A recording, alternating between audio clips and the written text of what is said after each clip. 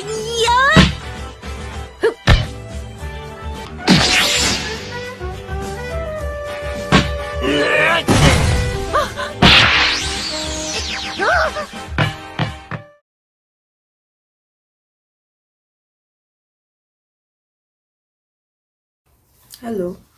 my name is Amisha Pengwa, and I'll be talking about how the representation of women in anime affects women in real life. Over the past couple of years, anime has taken over the world by storm. Anime, which is short for the Japanese word animation, refers to a style of Japanese film and TV animation which is typically aimed at adults as well as children. Every anime has a bizarre setting which features a colorful cast of characters with vivid designs, interesting personalities, and character arcs that contribute to the storyline differently, or at least the male characters do. Female characters in anime tend to be catered to the male gaze. The representation of women in anime, as well as other forms of media, can have an impact on how women are perceived and treated in real life. When female characters are portrayed in stereotypical or objectifying ways, it can contribute to the normalization of harmful gender stereotypes and reinforce societal expectations of how women should look, act, and behave. Many anime feature sexualized and overly submissive female characters, often known as fan service, which can reinforce the objectification and hypersexualization of women in real life. Female characters also often have shallow personalities. They often act as an accessory to the male characters instead of feeling like their own characters with motives and dimensionality. Over time, the word waifu came into play. Waifu is the Japanese pronunciation of the word wife, and it's a word used by the anime community to refer to female characters that they are attracted to. While the term waifu may seem harmless or even endearing on the surface, it can contribute to the objectification of women and reinforce harmful gender stereotypes.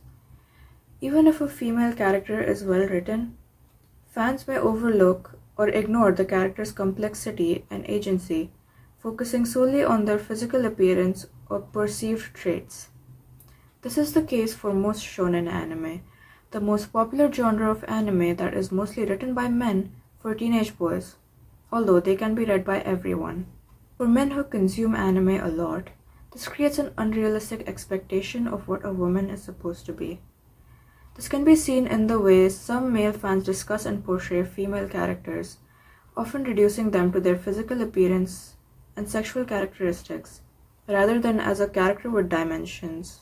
Women who watch anime may also face challenges and barriers in the anime community, which is often dominated by male fans. This can include feeling excluded or unwelcome, experiencing harassment or discrimination, or struggling to find representation and diversity in the media. Anime follows certain trends and common tropes that are often associated with female characters in anime. One common trope is the tsundere archetype, where a female character initially appears cold and hostile towards the male protagonist, but eventually develops feelings for him. This trope can be problematic as it can normalize abusive behavior and reinforce gender roles. There is also a trend of hypersexualization of female characters in anime, particularly in the ecchi and harem genres. These shows often feature gratuitous fan service, with female characters frequently depicted in skimpy outfits or in sexually suggestive situations. There have been several discourses on social media over this topic. User Kuvira Zulas on Twitter tweeted, "You all just have to admit that majority of female characters written by men are flawed because men are unable to understand and write about women." This tweet was of course met with a lot of backlash, mostly from men. User Paleshore quoted the tweet saying that men will see portrayals of women in Marvel movies and anime and be like, "Wow, I love it when a girl is an emotionless killing machine," or just completely useless. This quoted tweet sums up the representation and the reception of female characters by majority of the audience. Although it's important to recognize the diversity of perspectives and attitudes among men who watch anime and to promote positive and respectful representation of women in the anime community. This can involve challenging harmful stereotypes and objectification while celebrating positive and empowering depictions of women. It's essential to prioritize respect and empathy for all individuals, regardless of their gender identity. In conclusion, I would like to say that we do not need more female strong characters. We need more strong characters that happen to be female, not just in anime, but in all forms of media.